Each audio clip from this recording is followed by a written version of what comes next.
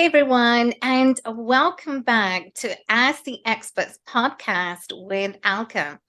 I am so grateful. Thank you to each and every one who come back and tune in and week out to listen, learn, and grow. And I am so grateful, so thankful for your trust in me with your valuable time. And as my commitment to you, as my community and my audience, is to help find people who are making a difference, making an impact, and to help us live a life more meaningful and deeper lives. And my amazing guest today is Sohee Jan. She works with renowned Fortune 500 companies in the entertainment, production, and media space. Sohee also works with high performance coaches, emerging leaders, and executive teams to capitalize and strategically gain opportunities for growth and change. And Sohee, welcome to the show. Thank Thank you you. for being here. Selfishly, I just love hearing my bio being read because I'm like, that's me. That's pretty cool. It sure is. Sure Thank you is. for having me. You're welcome, Sohee. Well, start by sharing with us who is Sohee Jan. Share with us Ooh. your backstory and how did your journey begin in this? Oh my goodness, you're asking me to go way back, way back. Okay. I love that question. So, today, who people see today is someone that's really about being in service of helping highly successful women and leaders go from good to great. And the way that I got there was truly through lived experience, Alka. I mean, I do nothing out of, just a boxed framework. I coach from lived experience because I think that's how I can be of most value. So in that way, I came to the United States at the age of 6, so not even first generation, and from South Korea, and not knowing the language, not knowing the culture, being dropped into the middle of Phoenix, Arizona, which is completely different from South Korea. Right. And so that literally began my journey of trying to, one, assimilate, but I think in hindsight, really find who I am through that journey. And I think a lot of people can relate to that, which is when you go through struggles like being somebody that is new to a whole new country and you're trying to fit in, there is that tension of like trying to find who you are within that. And so going through my journey of, moving quite often when I was young, we moved practically every year, which on this side of it as an adult allows me to really quickly fit into any situation. That it Right. helps me be super resilient. I didn't know that going through my younger years. I went through middle school and landed in San Diego for junior high and high school, and went to the University of Arizona for college, where I found this profession that I love that I'm in now. And I think it's one of those things where you're like, okay, I want to be a good daughter. For me, this is my story. I wanted to be a good daughter of immigrant parents who hustled and had 3 to 4 jobs at any given time to make the Right. American dream come true.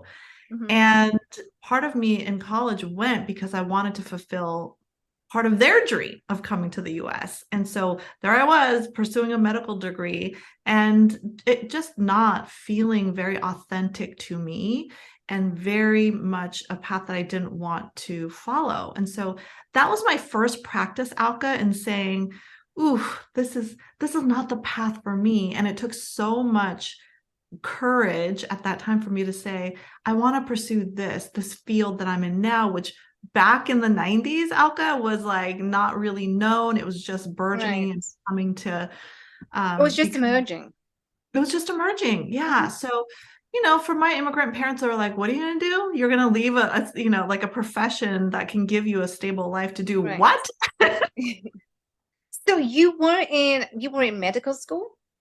I was going to go to Going to medical. medical I school. was Okay. studying to do that and following that path, and quickly found that that's really not what aligned to something that I valued, and not it didn't light me up really. And I couldn't picture myself doing something inauthentic day in and day out. So that was, I think, really this first start of me advocating for myself and, really speaking up for my own truth. So I went to grad school for the PhD that I have now, which is organizational psychology, and soaked up everything I could that was around leadership and development and facilitation and executive coaching, which is what really catapulted me into what I'm doing now, 6 years in with my own firm.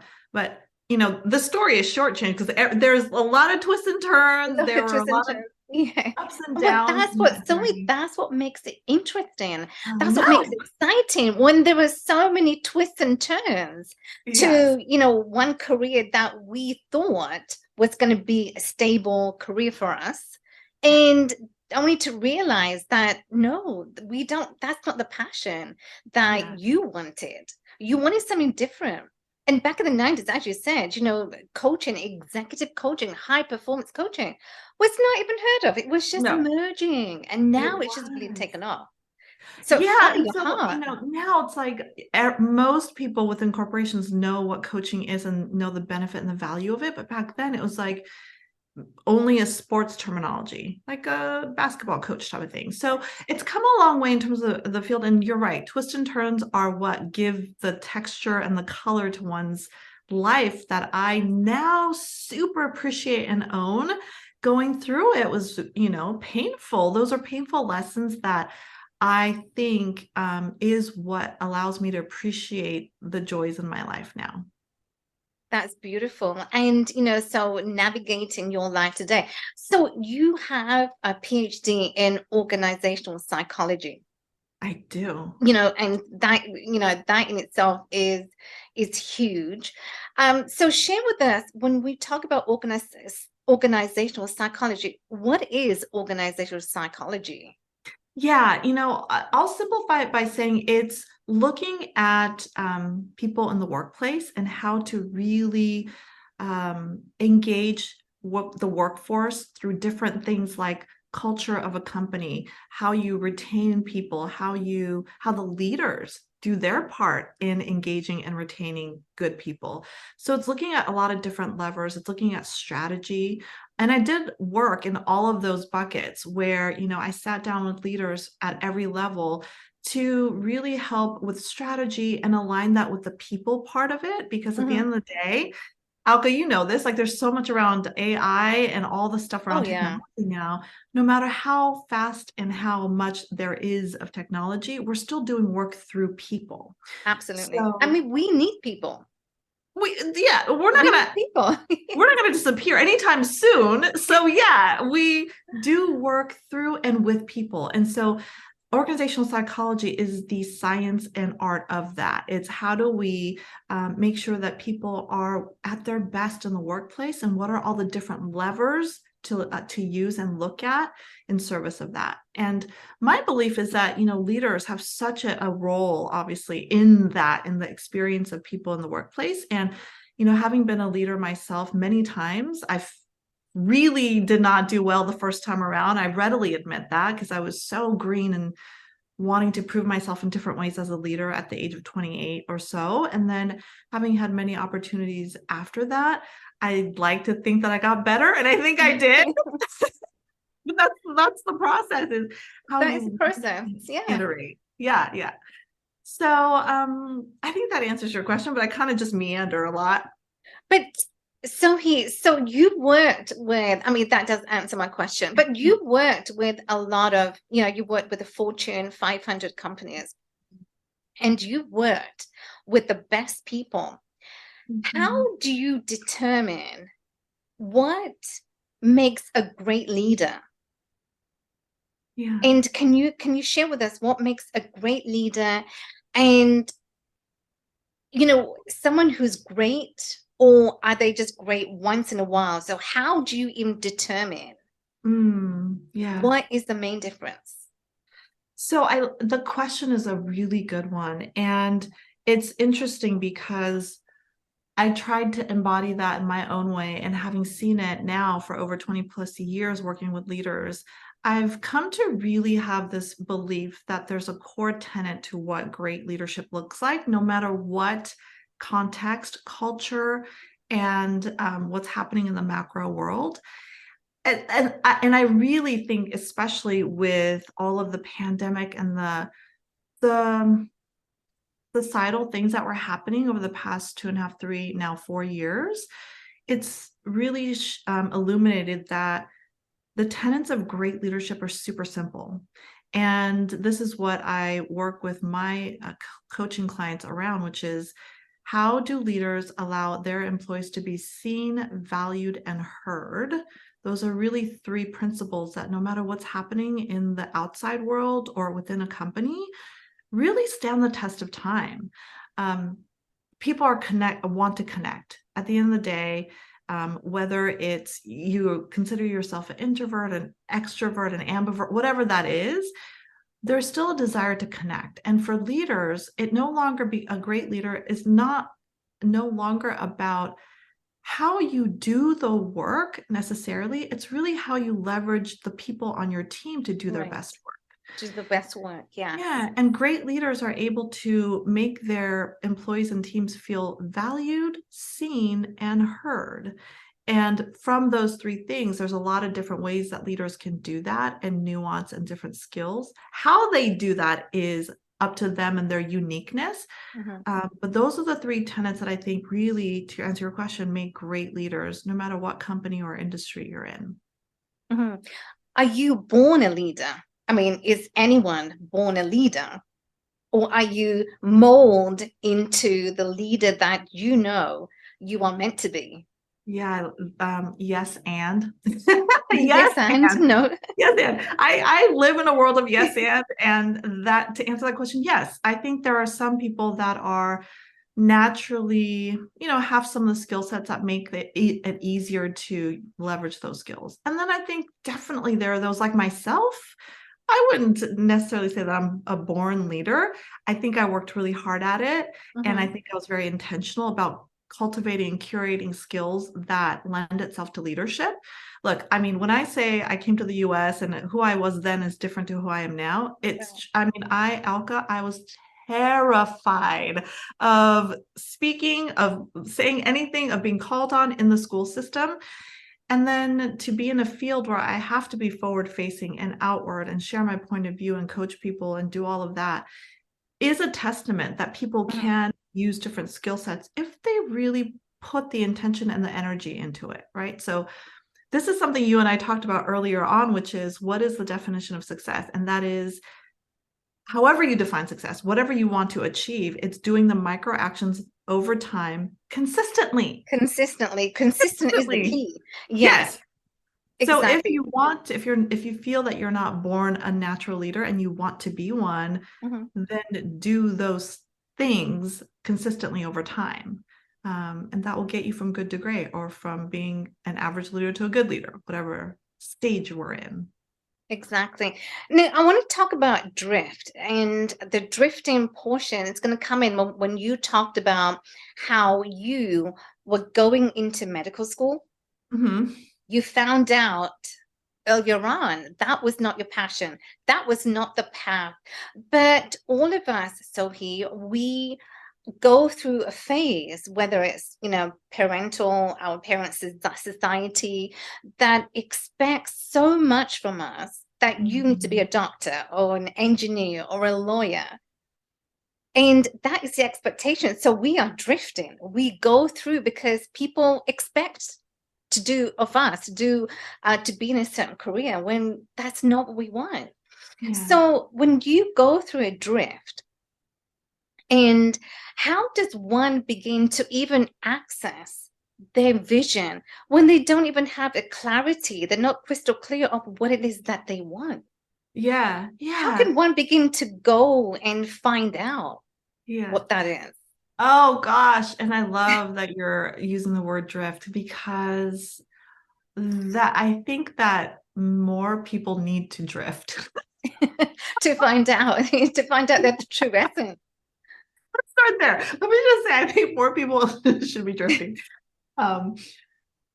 my guidance around that is being open. And that's a simple way of saying, how can we stay curious to ourselves first? Because that is the foundation of creating greater awareness around what energizes you, what things light you up, what things like make you lose time when you're doing the whatever it is. Right. Those are all pieces and parts of, how people, when they drift, can find and start to get curious about, oh, wow, I noticed that when I am in this situation or doing this thing, it really gives me joy.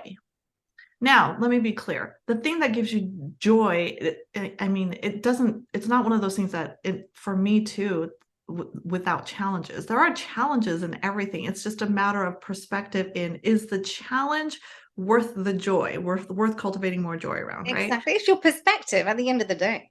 It is your It's perspective. how you choose. Do you Yeah, choose it to be a challenge, or, just take it face on and deal uh, with that task? right.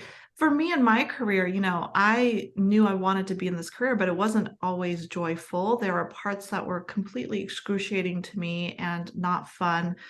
And still, I love it.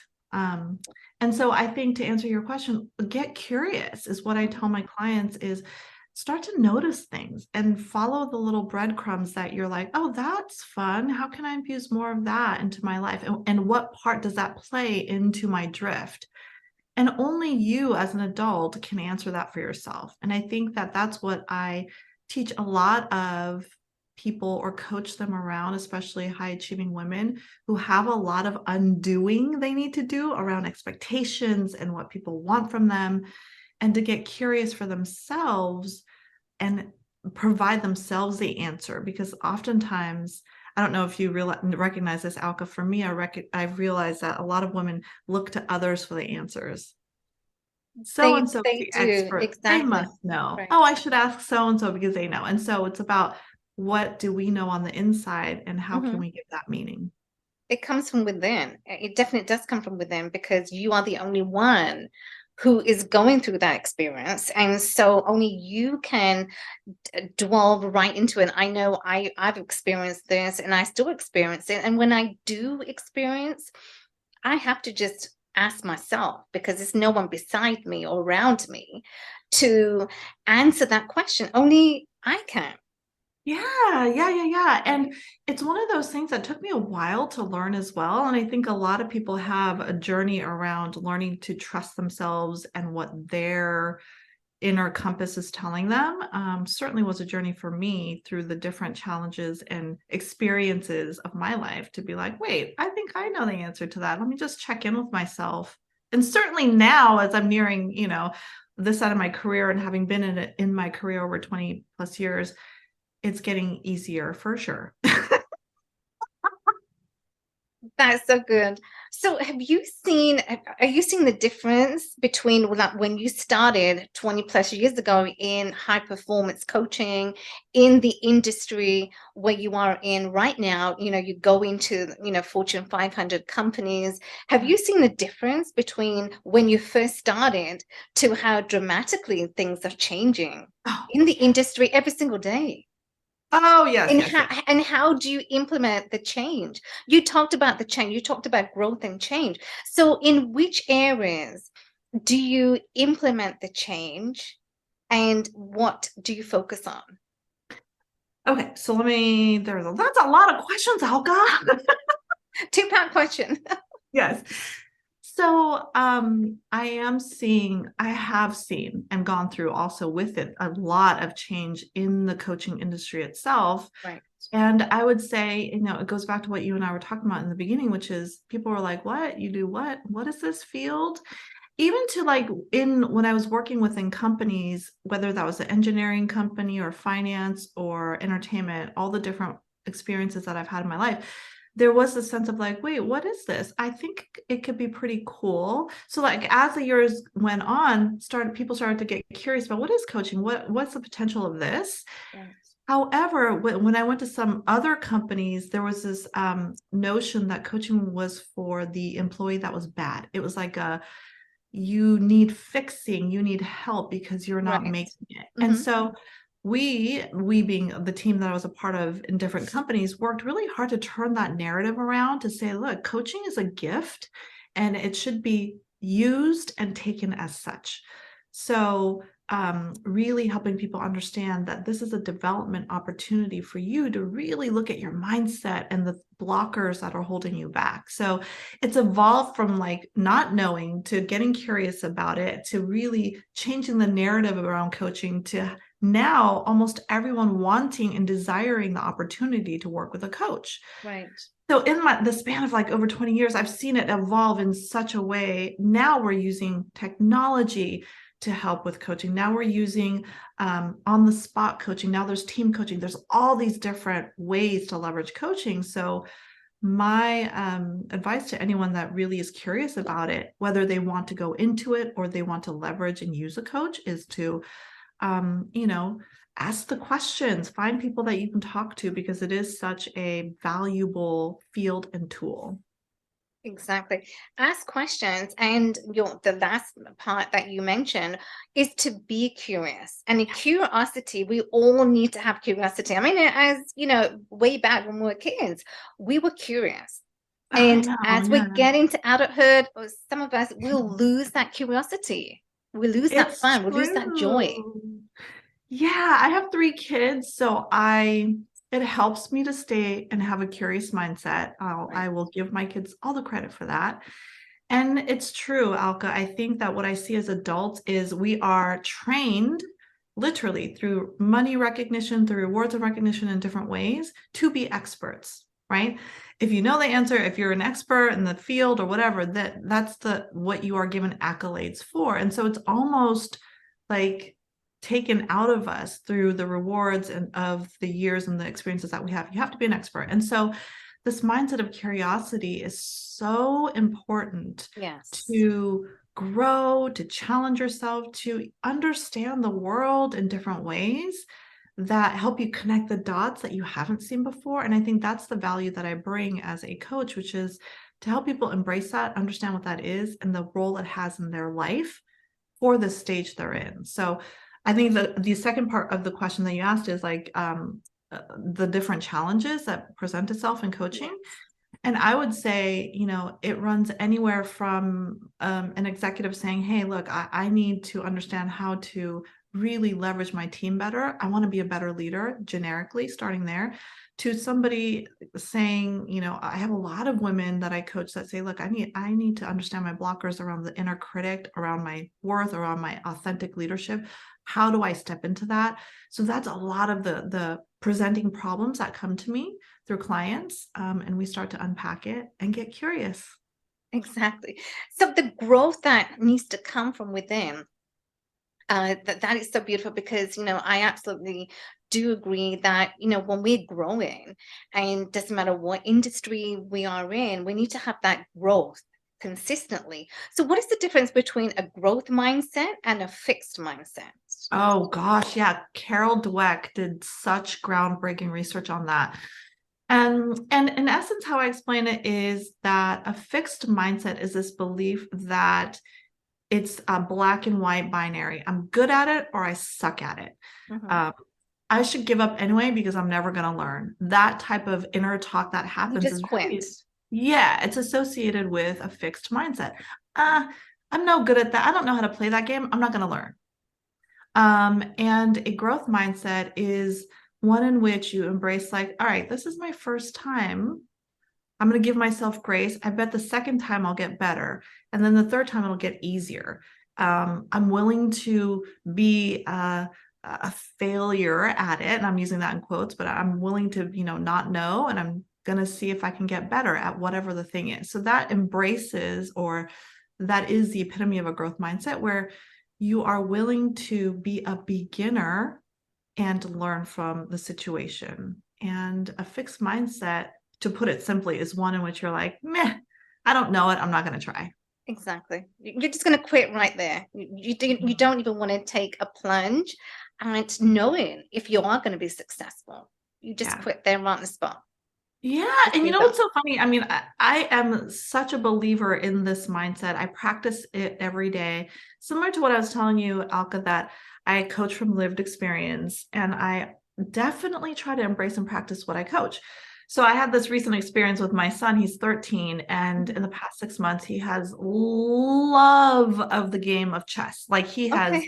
talk about embracing a mindset of growth mindset, from not knowing to like being a beginner to really like loving and being better at it. That's And he amazing. would, yeah, and he would ask me all the time, Alka, Mom, can you play with me? Do you want to play with me? And I would say no, no, no. And then I stopped myself and I got curious, honestly, and I was Right. like, why am I saying no to him? It's a great way for us to bond. What's the blocker for me? And then I realized I had a fixed mindset around it. I don't know chess. It's going to be too hard to learn.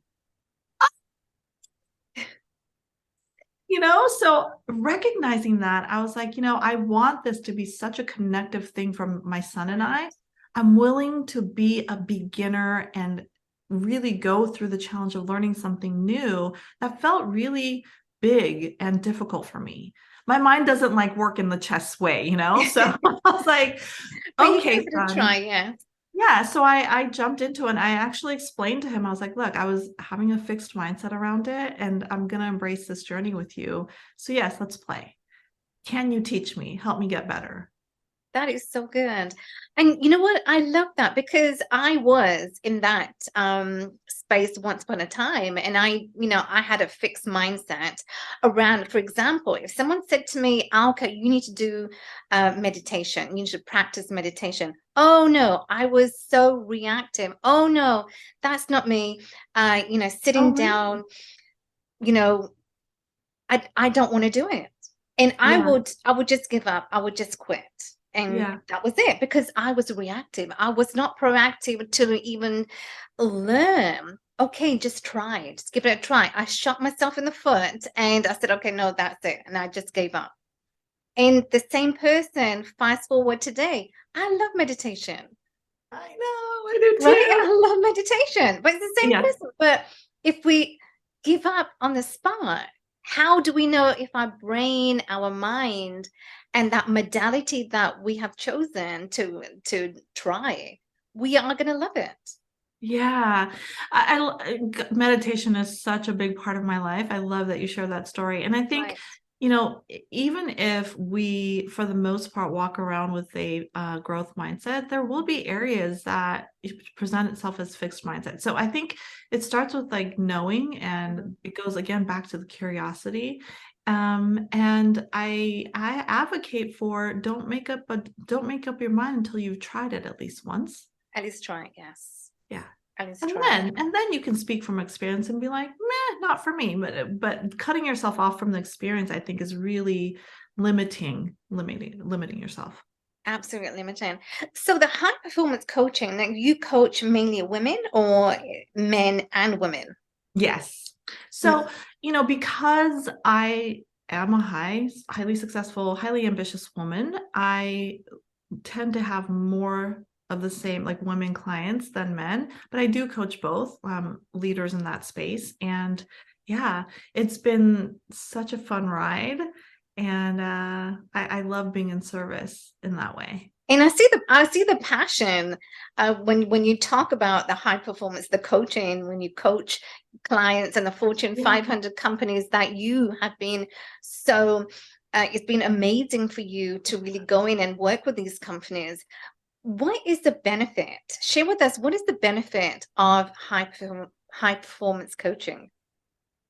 There's so many. One, coaching itself is a way to have a neutral person Mhm. really hold up a mirror to help you see what the blockers and challenges are that perhaps maybe you had a sense about, maybe you didn't know, maybe you do know, and you're like, fully help me with this. So it's that at the foundation. And what it does is it gives you really actionable tools. And that for me, I think is the value that I bring, is that I make it very practical and I make it very easily accessible in terms of the behaviors that you need to do and exemplify and show up as to go to be the best person that you can be, the best leader that you can be. And I think that's the value of a really good coach in anybody that you partner with, is looking for somebody that you, one, trust, and two, that you know that they'll give you what you need, or sometimes like push you in the ways that you need to be pushed.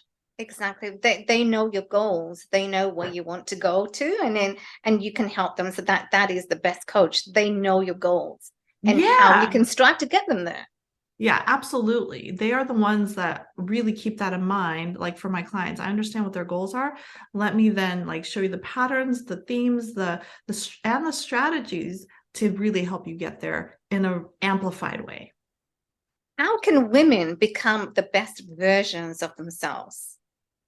One, give themselves permission to Mhm. get the help they need. I think, I am generalizing to a sense, but it does happen more in women than men in Mhm. terms of putting themselves first to say, look, it's time. It's really time to help myself be the best version I can be as a leader, as a worker, as a woman, as a whatever that is, fill in the blank. But we take way too long. That's what I want to share, is that we linger on it too long. We just kind of make excuses for ourselves. Well, I don't know, not now, too busy, too whatever, too much, too Right. expensive. And I really don't see all of those barriers in men. It's like if they decide they want the coaching, they're going to go for the coaching. We're gonna go for it, yeah. Yeah, and I think we just take too long to get to the thing that we know we need. And that is, I can truly relate to that because, you know, we take time to make decisions. Oh, we're taking care of the family, or the family is more important. Mhm. But the family is going to be there. But who is not going to be there if you don't take care of yourself? Your mind, physical health, well-being. If we don't take care of ourselves, how are we going to be able to take care of the family? Yeah. And Yeah. so that's what we need to implement. And I love that.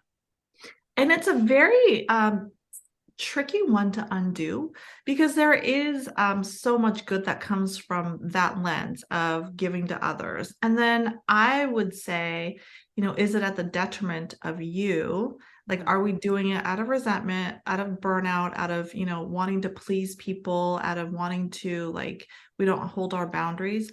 All of these things that we have to undo messaging around. Mhm. Um, to get ourselves the resources and the things that we need to show up for the people in our lives. That's how I look at it, honestly. When we talk about organizations, Sophie, how Mhm. do you create synergy in an organization? Is that difficult to do? And Yes. how do leaders even begin to create synergy so Yeah, I that the mean, employees thrive in the workplace? yeah, I think there are a lot of different levers, right? That's what I know to be true. So, for example, if a leader comes to me and says, I really want my team to be high functioning, Mhm. then, for me, it's as the expert to come and say, okay, well, let's talk more about that. What does high functioning look like for you and your team? Because sometimes there can be nuances and specifics to the team, right? And the leader. And then I typically love to do one-on-one interviews and focus groups so that I can get a pulse on, okay, what's the Right.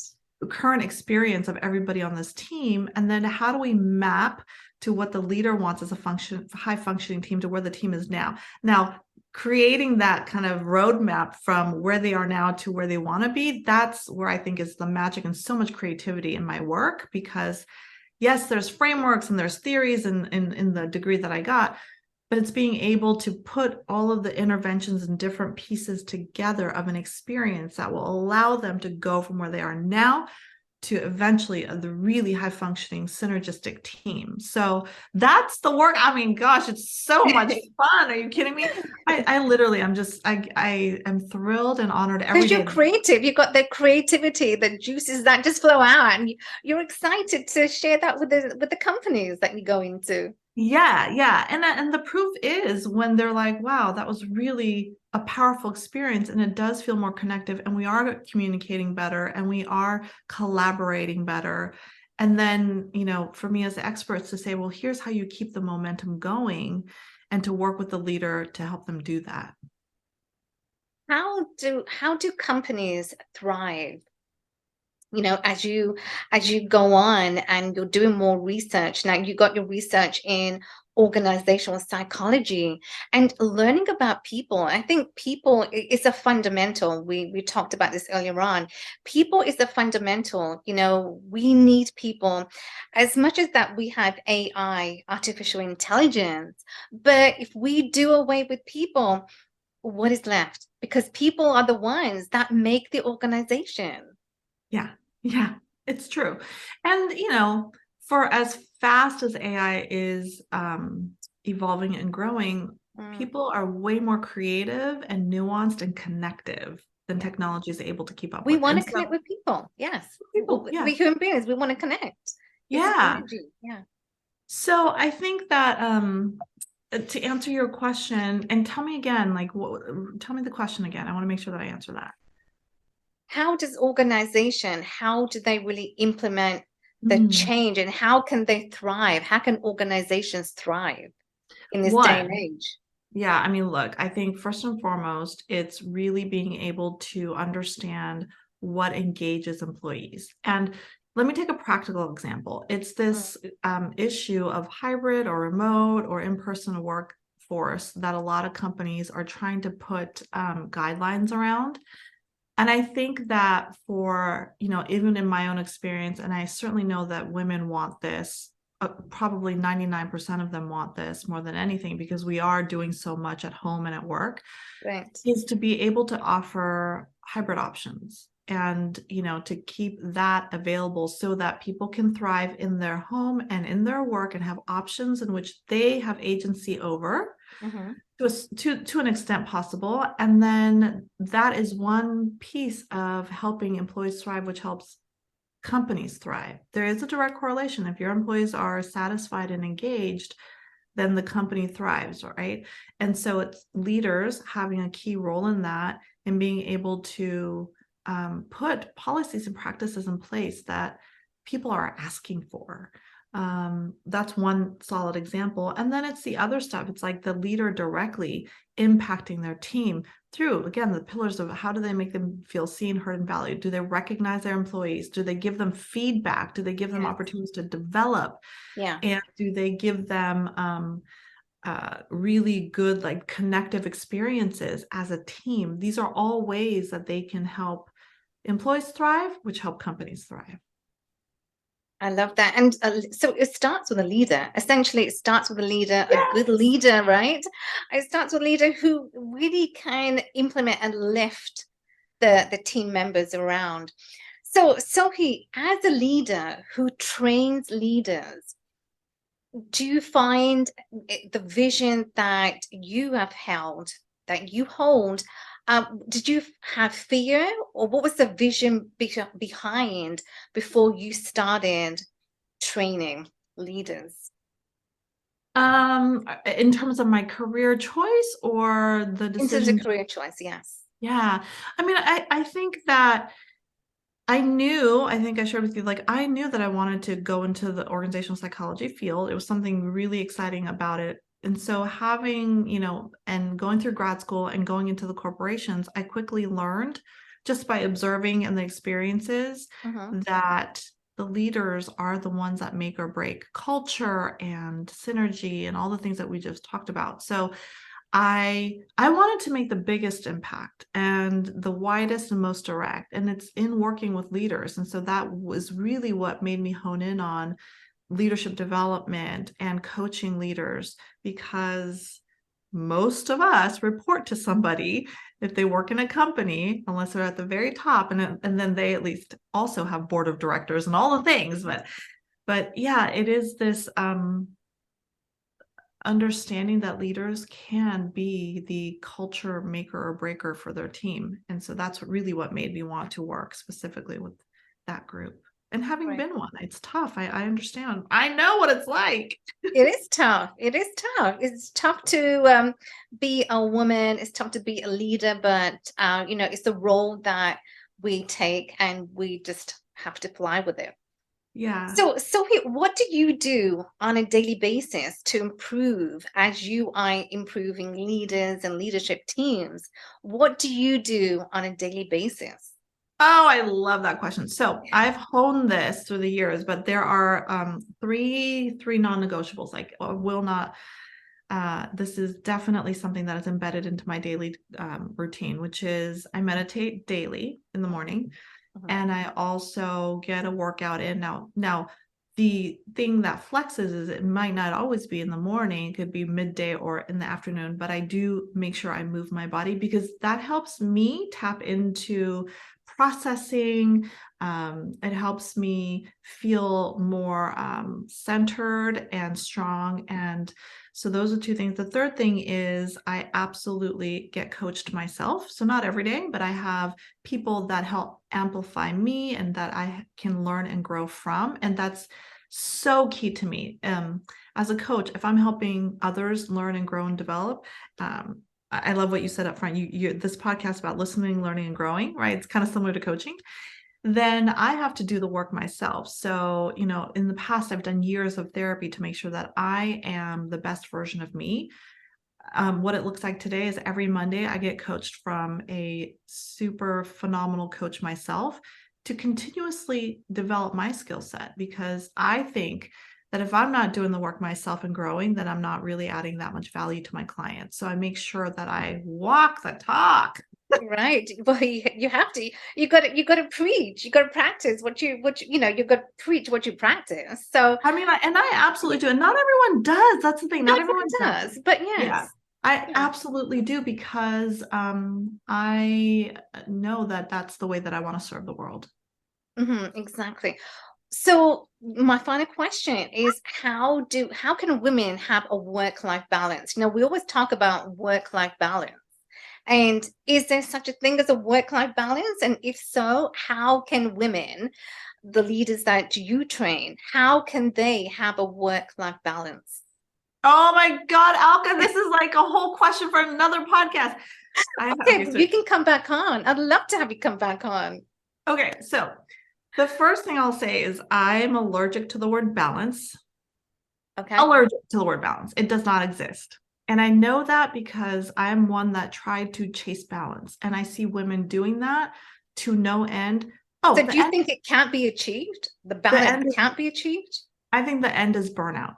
I think you can achieve it for a moment in time, and the flip side of that is burnout. Okay.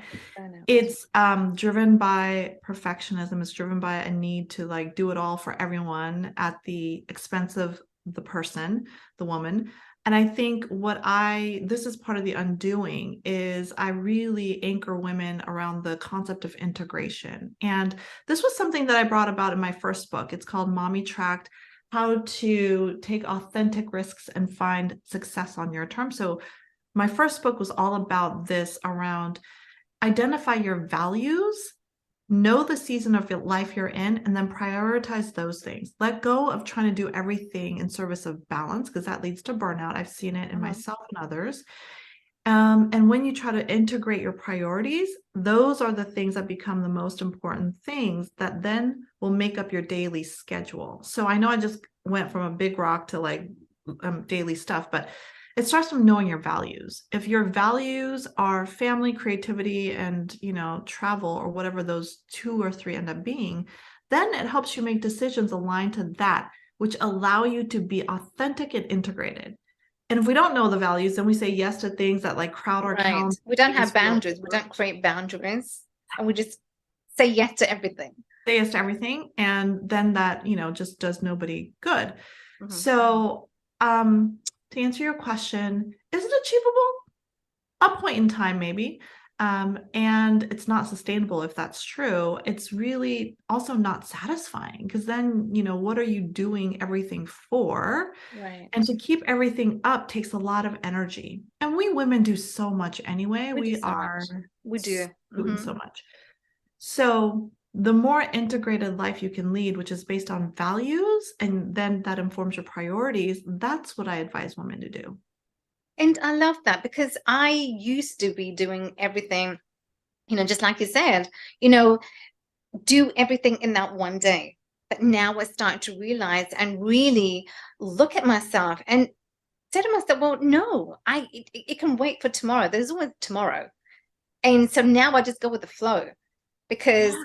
that is what's needed. And if we go with the flow as women, like I said, we do everything and just go with that flow so that our mind, becomes more easier for us to do the next task Yeah. rather Yeah. than getting to a burnout. Right. Yeah, and again, I have on my website too a values worksheet. So if people have never really looked at their values or are curious about what it might be at this point in their life, they should go to my website and they can download for free that worksheet that helps them identify values because the priorities start to become clear and it helps you make decisions that you don't just say yes to everything to. Exactly. We need to stick to our values and our beliefs and create boundaries. And I think that's the biggest thing that as women in general, people don't have boundaries and they say yes to everything just because they want to say yes to everything. But implementing those boundaries and that is where values come in. So I absolutely agree with that. We need to implement more of that. Oh, yeah, absolutely. Yes. So here, my final question to you is of everything that you have accomplished, and I'm sure there's so much more you are still accomplishing, Yeah. but if today all your files were deleted, all your work is gone, Yeah. what are three things? And I always ask my guest these three questions. Yeah. What are three things you want people to learn? Hmm. Three things I want people to learn. Mhm. One, I want people to learn that it is a journey, right? So there is, I think, this desire that people want to get it done right now, get it perfect. Mhm. And the more that we can embrace that it will take time to be good at things or, achieve things, again, consistently over time, it's a journey. And the second thing I want people to learn is that the more that we can infuse lightness and joy, the more that we will enjoy the journey. I Right. think Exactly. not to say that things should not be taken seriously, but if we hold and embody an energy of lightness and gravitate to the work that gives us joy, I think that that will serve the world better. And then I think the third thing is that, gosh, these are such good questions, that people should definitely work with a coach or an expert of some kind and just embrace that there are people out there to help you. And that the premise is people want to help, if you allow them. So let that be one that you embrace. Absolutely. These are beautiful. This has been such an enlightening conversation. Thank you so much for, sharing everything that, your journey has led you to and what you're doing today. It's so beautiful.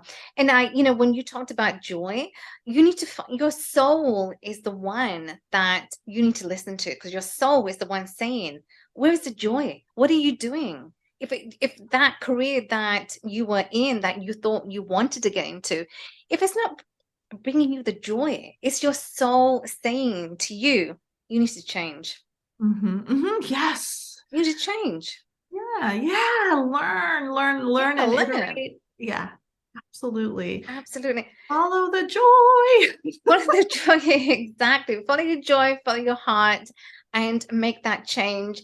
And friends, what Zoe, she shared a lot of gems today. And for the women out there, is to truly get a coach and learn what you want to unravel and be the best version of you. So, you truly want to make a difference in this world. And so, where can people get in touch with you? Ah, my website. So will you list it on your, okay, yeah, Yes, we will in definitely. the show notes. Yes. Awesome. There's my website. I'm very active on LinkedIn, so Sohee Jun, and I'm on Instagram as well. So the quickest and easiest direct route is through my website. Through your website. Okay, Yeah. wonderful. That's so good. Well, everyone, connect with Sohee right now, and she's truly going to help you and women leaders, aspiring women leaders, to really be the best version and be the best leaders. Why? Because so you can be the best leader for your organization and your team members. So we truly appreciate you, and like and subscribe to our channel. Why? Because of our amazing guest, and we truly would appreciate your comments, your like. Hit that like button, subscribe to the channel.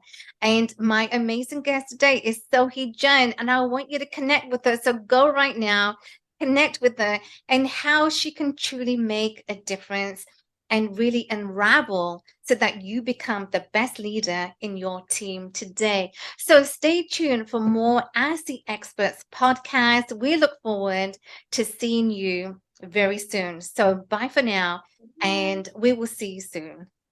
Bye. Thank you. Bye bye.